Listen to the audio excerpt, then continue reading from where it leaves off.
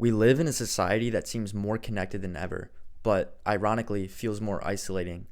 Every day on social media, we're bombarded with ideas of who we're supposed to be. Be tough but vulnerable. Be successful but humble. Be everything but nothing at the same time.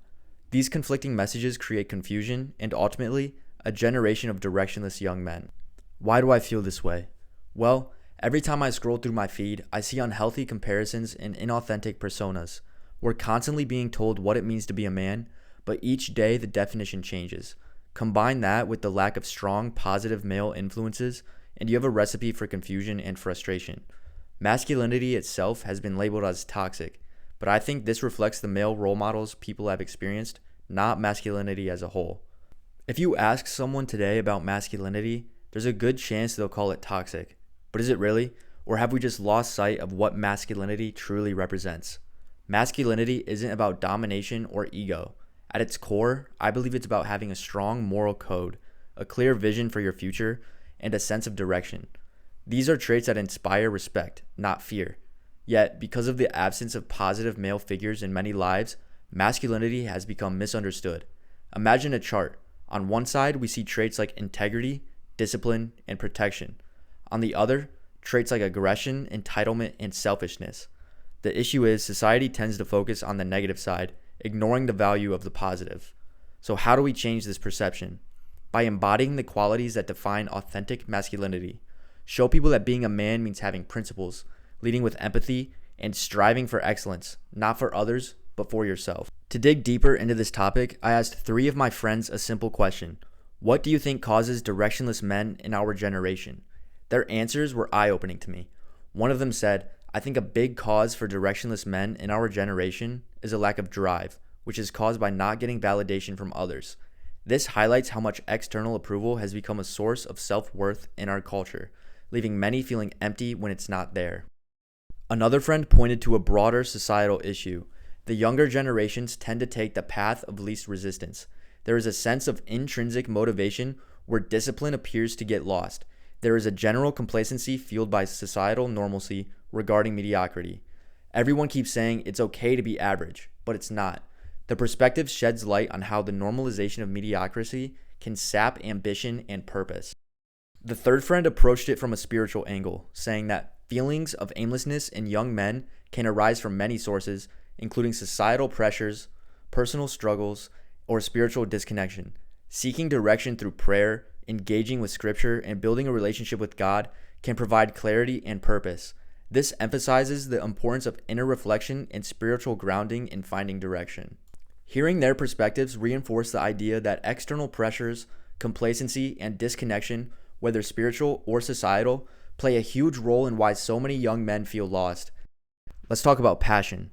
It's the fire that fuels your life. Passion is what gets you out of bed in the morning, even when everything else feels hard. It's the thing you can't stop thinking about, even when discipline is gone. Without passion, you're like a car without gas.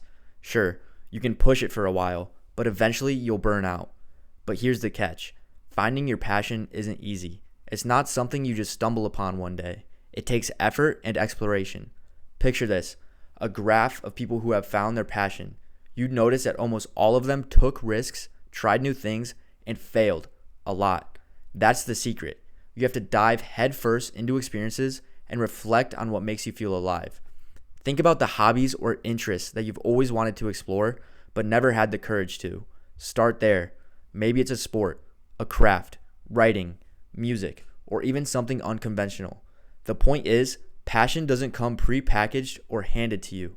It's built over time, shaped by trial and error, and here's the thing.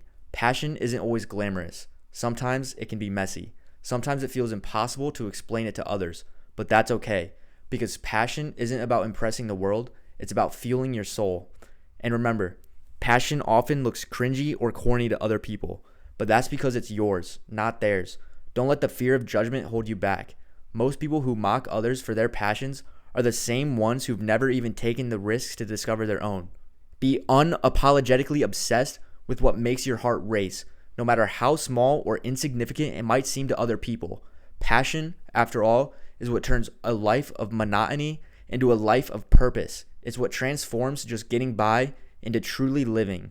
So take that risk, and let your passion lead the way. While passion fuels your fire, morals and direction are the guide rails that keep you on track. Without them, passion can lead to chaos.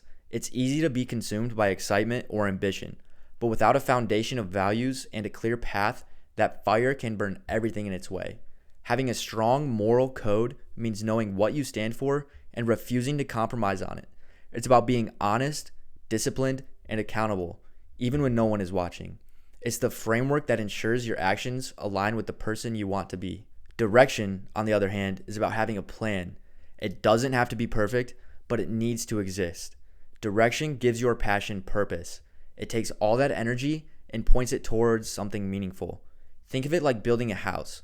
Passion is the raw material, but morals and direction are the blueprint and tools that bring it all together. Without them, all you have is a pile of bricks with no structure. Think of this like a map. Morals are your compass, ensuring you don't get lost on your way. No matter how tempting the shortcuts or distractions may be, direction is your destination, giving you a reason to keep moving forward. And even when the journey gets tough, together, they transform you from a lost, visionless individual into someone with purpose, drive, and clarity. Picture a roadmap with key milestones like self-reflection, goal setting, consistent action, and staying accountable. Each milestone represents a step towards transformation, guiding you from where you are to where you want to be. And don't forget, the journey is not linear. There will be detours and setbacks, but as long as you stay grounded in your morals and focused on your direction, you'll find your way. These aren't just guide rails. They're the keys to creating a life that's both meaningful, authentic, and fulfilling. Where does this leave us? If you're feeling lost, know this. You don't have to stay that way. Finding yourself starts with finding your passions, defining your morals, and setting a direction for your life. It's not about being perfect. It's about being intentional. And remember, the world will always have opinions about who you should be and what you should do. But at the end of the day, you define your own self. You define your purpose. Stop comparing yourself to others and focusing on building a life that feels authentic to you. Passion, morals, direction, all of these things are the foundation for not just becoming a better person, but becoming the best version of yourself. Now, it's on you. What is your passion? What is your vision? What is your moral code? Start answering those questions, and I promise you will stop drifting.